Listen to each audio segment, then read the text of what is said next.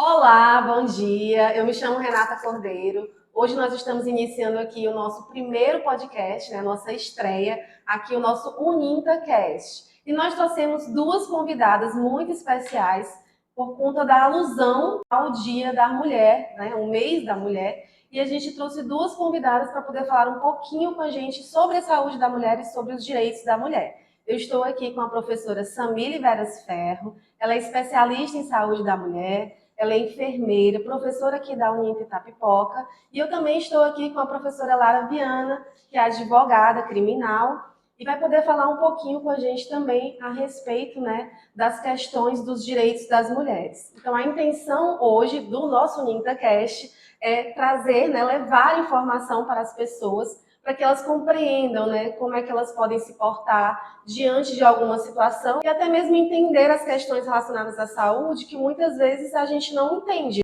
Por que que a mulher precisa ter uma saúde diferenciada?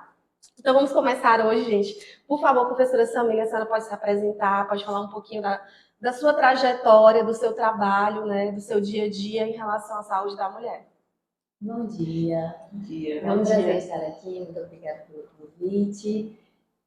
Como você me apresentou, né, sou professora aqui da Faculdade de Itapipoca e sou enfermeira especialista em saúde da mulher, trabalho com mulheres, né, sempre quis trabalhar com mulheres, cuidar dessas mulheres e é muito especial estudar sobre mulher, sobre as políticas que envolvem a saúde da mulher. Eu acredito que vai ser um bate-papo muito interessante. Sou professora dessas disciplinas aqui na instituição, então as minhas aulas é estudar o contexto histórico da mulher, das políticas e como nós, enfermeiros, né, a gente consegue prestar uma assistência de qualidade para essas mulheres que necessitam, né? Ser mulher é muito bom, né, é maravilhoso, mas tem muitas complexidades. E como você falou, a gente precisa de um cuidado, uma visão bem holística para cuidar dessas mulheres, né? Sim. E professora Lara, fala um pouquinho para a gente também a respeito do seu dia a dia, do seu trabalho, né, do seu entendimento acerca dos direitos das mulheres. Oi, gente, tudo bem? É um prazer estar participando aqui desse momento com duas professoras Samir, né, a Renata. Meu nome é Lara Viana, eu sou advogada criminalista, professora da casa, e eu venho aí tentando, de alguma forma, dar suporte a essas mulheres que, ultimamente, o número vem crescendo cada vez mais de violência doméstica, né? A gente não tem, muitas vezes, noção da complexidade e nem da gravidade do assunto, mas como a professora Samir falou, ser mulher é muito bom, mas nós temos esse cuidado especial que é necessário por nossa condição de mulher. Então, hoje vai ser um bate-papo muito interessante com relação a esses nossos direitos, né, esclarecer alguns pontos, trazer informação a essa mulher que, porventura, né, possa ser vítima de violência doméstica familiar. Eu já queria também agradecer, né, a participação de vocês, por vocês terem topado estar aqui falando um pouquinho desse assunto para a gente, que é tão importante, a gente está sempre trazendo à tona, né? Então, assim, eu já queria começar, começando com a senhora, professora Samile, que a senhora falasse um pouquinho das principais queixas, né, que as mulheres têm, por que que é importante que as mulheres tenham essa saúde diferenciada, né? Como é que funciona essa questão da saúde da mulher, voltada para a mulher? Bem, é uma luta, né, a nossa história, né? Desde a década de 30, 50, 70, nós estamos lutando para que as mulheres tivessem um atendimento de qualidade, tivessem realmente uma saúde que se preocupasse com a mulher. Nesse período, as mulheres eram vistas muito no seu papel de mãe, né? Só ali no momento de assistência, era aquele momento em que as mulheres iam parir, ia ter seus bebês, mas existiam outras questões, como, por exemplo, as mulheres não conseguirem escolher a quantidade de filhos, né? Porque não se tinha um planejamento, não se tinha métodos contraceptivos. Então, a nossa história é uma história de muitas lutas, mas a gente conseguiu, né? É uma história muito longa, mas nós conseguimos fazer com que a saúde da mulher ela fosse tema, principalmente ali na década de 80. Então começaram nossa, realmente as mulheres estão reivindicando melhores condições, porque até mesmo as que trabalhavam, ganhavam pouco, trabalhavam muito, tinha essa sobrecarga, né, porque precisava cuidar dos filhos. Então, muitos contextos. E a gente conseguiu, em 2004, né, criar a Política Nacional de Atenção Integral à Saúde da Mulher. E essa política é o que pauta a nossa assistência hoje para a mulher, na atenção primária, nas redes de saúde. É uma política que visa a mulher como um todo. Então, desde a adolescência, né, a importância de conversar com essas meninas, de fazer um planejamento, por exemplo, com métodos contraceptivos, ali, quando começar a vida sexual ativa, acompanhar no processo de pré-natal, né, que nós realizamos as consultas de pré-natal, assistência no puerpério também, que é muito difícil para as mulheres, né? Lidar com essas questões de violência, porque acontece muito violência doméstica, e a gente lida com essas mulheres que chegam para a gente, muitas vezes para fazer uma consulta de prevenção, muitas vezes para trazer o filho, a gente consegue identificar algumas queixas, algumas lesões, por exemplo, nessas mulheres. E a saúde da mulher, ela visa trazer um atendimento de qualidade, desde a mulher criança até a terceira idade, visando sexualidade, visando planejamento familiar, para que a mulher ela possa escolher, garantir os direitos reprodutivos da mulher, para que ela possa escolher quantos filhos ela quer ter, né, para que seja algo planejado, para que ela consiga ter voz aí, né? A gente lida também com muitas mulheres que têm infertilidade, então a saúde da mulher ela é muito completa. E nós, enquanto profissionais, né, da atenção primária, profissionais enfermeiros, equipe multiprofissional, estamos ali para dar essa assistência pautada na humanização e uma assistência de qualidade para essas mulheres. E qual seria, assim, a porta de entrada? Eu sei que a senhora falou da atenção básica, né?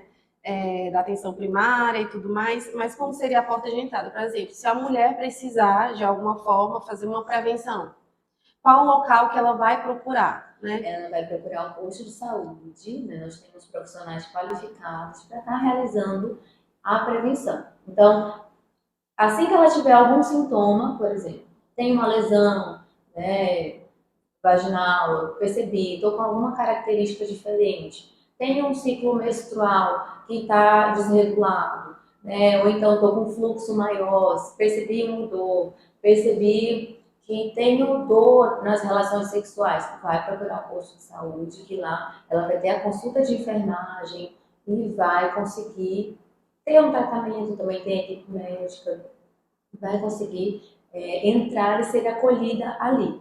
E se não está sentindo nada, né, que é só realmente fazer um check-up, anualmente nós fazemos a consulta de prevenção, que consiste nessa consulta na anamnese, então conhecer um pouco do histórico dessa mulher, fazer a palpação, né, das mamas para poder realmente identificar aí, a gente já faz a prevenção também do câncer de mama para ver se identifica algum nódulo ou não. E faz também a coleta de citologia ocótica, que a gente faz a coletinha, né, do colo do útero para ver se tem alguma célula. E a gente trabalha também a questão da prevenção de infecções sexualmente transmissíveis. Porque, por exemplo, o câncer de mama, né, o principal causador do câncer de mama é o HPV, né, e é um vírus que é sexualmente transmissível. Então, a gente trabalha muito nessa abordagem.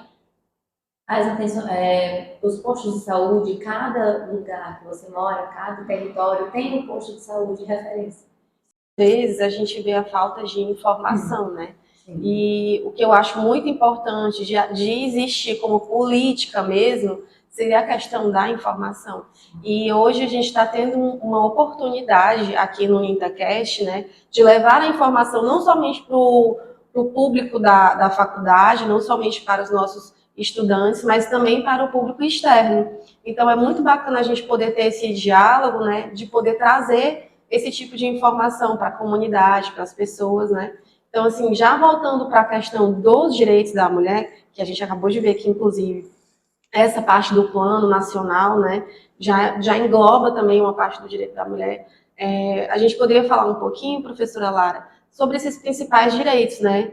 Como a mulher deve se portar, como a mulher deve buscar os seus direitos, né? Especialmente voltado para a questão da violência doméstica, que ainda é um assunto muito importante, é uma pauta que eu acho que não para. No dia a dia a gente vê muito essa questão da violência doméstica, né?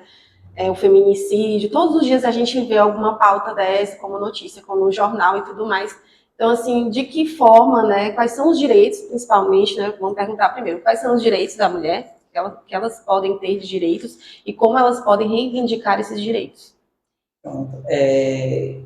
Até puxando aqui o gancho que a professora Samir falou, essa pauta mulher já é uma pauta bem antiga, né? Desde um bom tempo atrás a gente já vem batendo nessa questão da proteção em si à mulher, né? Mas a gente teve meio que um estopim em 2006 com a Lei 11.340, que foi a Lei Maria da Penha, né? Essa Lei Maria da Penha, ela veio para tentar coibir qualquer violência contra a mulher. Quando a gente fala em violência, a gente não fala em apenas uma violência física. Né? Nós temos uma violência psicológica, nós temos uma violência patrimonial, né? Não é só uma violência física, não é só uma morte, não é só uma lesão corporal. Né? Nós temos todo um conjunto de agressões que essa mulher pode ser vítima, né? Seja no seu âmbito doméstico ou familiar.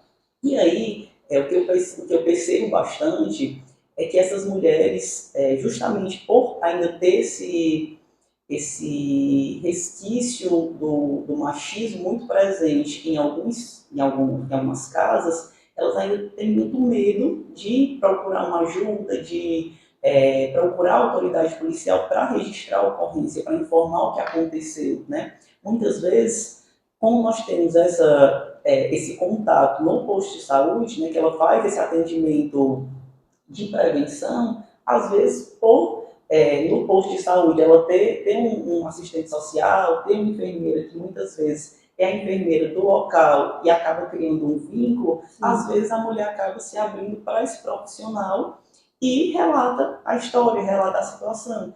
Eu acredito que, né, puxando aqui para a questão do posto de saúde, para a atuação do profissional de saúde em si, ele poderia também dar esse suporte para a gente, auxiliando, né, orientando.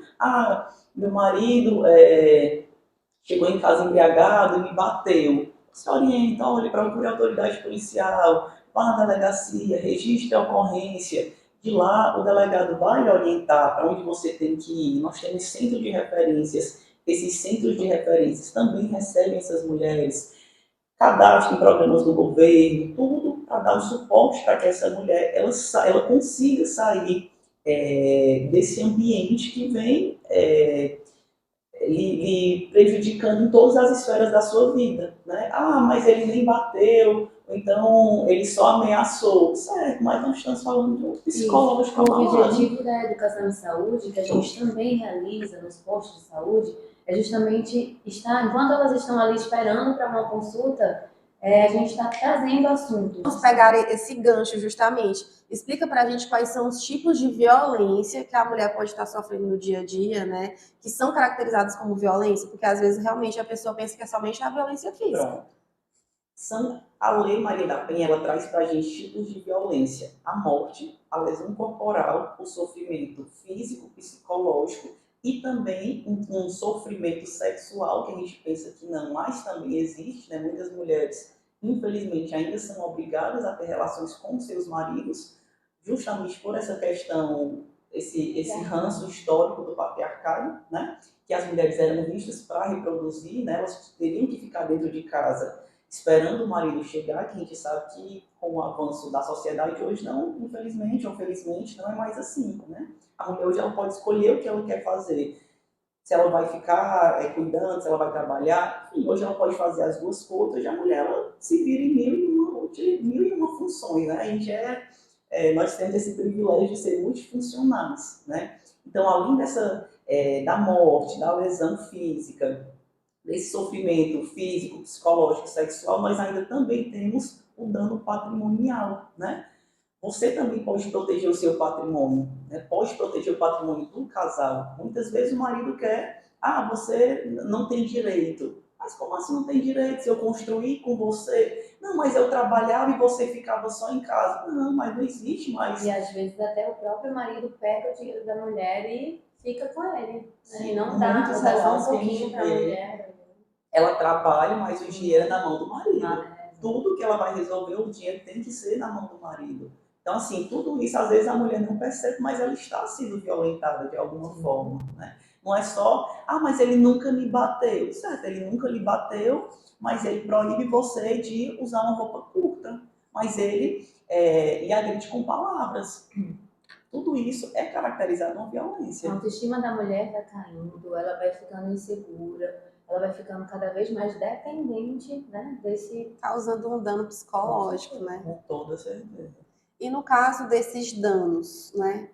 Para onde a mulher vai, o que ela pode fazer, né? Além da questão no caso de uma delegacia, registrar um BO por violência, etc., de que forma a mulher pode se cuidar diante de um dano, ou físico, né, ou mental? Pronto. O primeiro passo inicial, o primeiro passo realmente é na delegacia. Ela precisa registrar a ocorrência.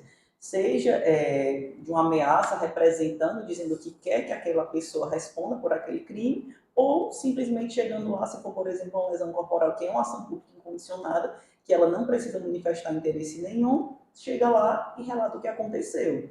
Da delegacia, ela vai ser encaminhada para os centros de referência. Nesses centros de referência, ela vai receber apoio psicológico, ela vai receber um assistente social, ela vai receber uma orientação jurídica, ela vai receber uma orientação de como é que ela faz para ingressar em algum programa do governo, para receber algum benefício. Então, ela tem toda essa rede de apoio que vai conseguir norteá-la para que ela, na verdade, ela reinicie a sua vida, né? Porque às vezes, mas eu não posso sair de casa porque meu marido é o provedor do lar, certo? Ele é provedor do lar, pai de seus filhos. Então ele tem a obrigação de pagar uma pensão, ele tem a obrigação de continuar arcando com os custos da casa. Não é isso que vai lhe prender em uma situação degradante como a que você vem vivendo. Então, eu acho importante todo esse apoio, né? A lei, ela fala que não é só o Estado, né? É o Estado, sociedade e família, né? Nós temos aí um tripé de proteção ao apoio à mulher. Então, assim, você tem que ter um apoio dentro da sua família, mas caso você não tenha esse apoio dentro da sua família, você ainda tem o apoio da comunidade e você ainda tem o apoio do Estado através dessas políticas públicas que vão estar te auxiliando, te orientando a tentar sair dessa situação. Muitas vezes, quando ela chega nesses centros de referência, através da assistência jurídica que possui nesses centros de referência, ela já consegue fazer divórcio, reconhecimento de solução de união estável, ela já consegue realmente se desvincular dessa pessoa, né, do agressor, de maneira definitiva. E quando a mulher ela continua sendo ameaçada? Mesmo após ter ido registrar BO, mesmo após ela ter tido, mesmo após ela tendo feito a medida protetiva, né? A medida protetiva, ela é de fato eficaz? Como é que funciona essa medida protetiva? Ela é de fato eficaz, né? Quando a mulher chega na delegacia para registrar essa ocorrência, ela pede medidas protetivas, né? Ou o delegado já defere ali as medidas que ele acha pertinente. Caminha para o juiz só autoriza essas medidas. Quando o agressor ele descumpre essas medidas, por exemplo, você não pode ter nenhum tipo de contato com a vítima, seja Instagram, seja WhatsApp, ligação, você não pode se aproximar dessa vítima de forma alguma. A partir do momento que ele descumpre, ele está incorrendo em um crime, que é o crime de descumprimento dessa medida. E olhe que esse crime, ele realmente traz prisão e é uma prisão que a pessoa realmente, é uma prisão leve, que ele sai logo. Não. É uma Mesmo prisão sendo um réu, mesmo realmente. sendo um réu primário. Ele fica preso Porque de a gente forma sabe que provisória. existe aquela audiência de custódia e tudo mais, não passa por isso, Ele vai fica direto para a preso. prisão. O que eu venho observado dos entendimentos dos tribunais e do comportamento dos magistrados que recebem esse tipo de caso é realmente pela manutenção do agressor nas unidades prisionais. Até porque, quando ele descumpre, ele já está sendo meio que reincidente. Reincidente não no sentido literal da palavra reincidente, mas se você já teve uma oportunidade, o juiz disse, olha, você não pode se aproximar da vítima 200 metros, 100 metros, e você foi lá e descumpriu, você já está querendo ou não cometendo aí. Se você for tentar ser um pouco mais radical, é uma segunda infração, né? Que a primeira você já fez, que foi quando você violentou aquela pessoa qualquer forma, né? O segundo foi quando você descumpriu a medida. Então, o que eu venho percebendo é que realmente é eficaz e realmente funciona a questão da prisão para o agressor que descumprir medida protetiva. É um crime previsto na lei Maria da Penha. Mesmo sendo, por exemplo, a gente Mesmo consegue. sendo primário, mesmo não tendo antecedentes, ele vai ficar Vai preso. ficar preso. E mesmo sendo o tipo de abuso que não é físico, né? A mulher ela pode pedir a medida protetiva, sendo Fui abuso ameaçada. psicológico. Meu marido chegou em casa, né, embriagado e disse que vai me matar. Eu vou na delegacia, vou registrar uma ocorrência, vou pedir uma medida protetiva e ele vai ter que se afastar de mim. Inclusive, o afastamento do lar é uma das medidas que são deferidas quando a mulher é vítima de uma agressão como essa. É o homem que tem que sair do lar e não a mulher. O correto é o homem que tem que sair. Então, não espere você ser violentada fisicamente. Uma agressão psicológica já é o suficiente para você ir na delegacia, registrar a ocorrência e pedir medidas protetivas. E mesmo que ele seja o provedor do lar, que a casa seja dele, no caso, quando se torna casal, já não é mais, né? Mas mesmo que seja dessa forma, é ele que tem que se afastar, é ele que tem que sair do lar. Afastamento do lar. É uma das medidas protetivas que nós temos, além da proibição de contato, além da proibição de se aproximar a determinada distância, uma das medidas que nós temos é o afastamento do agressor do lar. E em relação à saúde, quando a mulher ela passa por esse tipo de violência, a professora Lara ela falou inclusive, né, que se pode chegar na questão da prevenção e tudo mais, o enfermeiro identificar, mas quando a mulher já identificou, quando ela já passou pela violência física, né, e ela precisa de um apoio, de um atendimento, como é que isso funciona na área da saúde? Na área da saúde, nós preenchemos, né, fazemos a notificação e aí acionamos toda a parte de serviço social para nos dar esse apoio. Então, a partir daí, né, aí tem contato, né, ocorrência, também vai por esse lado do direito de garantir esse direito da mulher. Só que acaba que a porta de entrada dela vai ser, por exemplo, uma consulta de prevenção, que a gente consegue conversar, já tem esse vínculo, né? E aí ela acaba desabafando, e aí a gente percebe, a gente conversa com ela, preenche notificação, aciona serviço social e também vai por esses outros meios de garantir o direito dessa mulher. É porque se você observar muitas situações de violência, a amiga que a mulher, que a vítima tem é a profissional de saúde.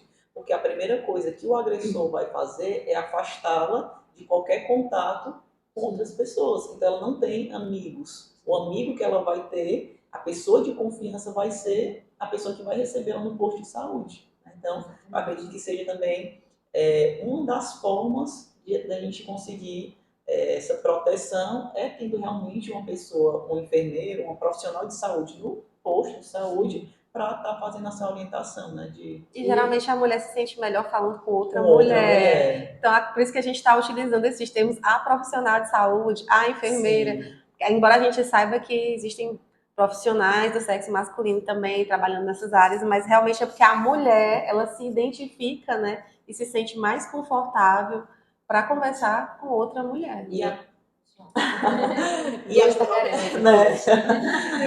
própria lei, ela fala que o atendimento, não, assim, né, puxando aqui para o meu lado de violência, o atendimento ele será preferencialmente realizado por uma mulher, né? Quando essa vítima de violência chega na unidade para relatar, é preferencialmente feito por uma Muito mulher. importante isso, né?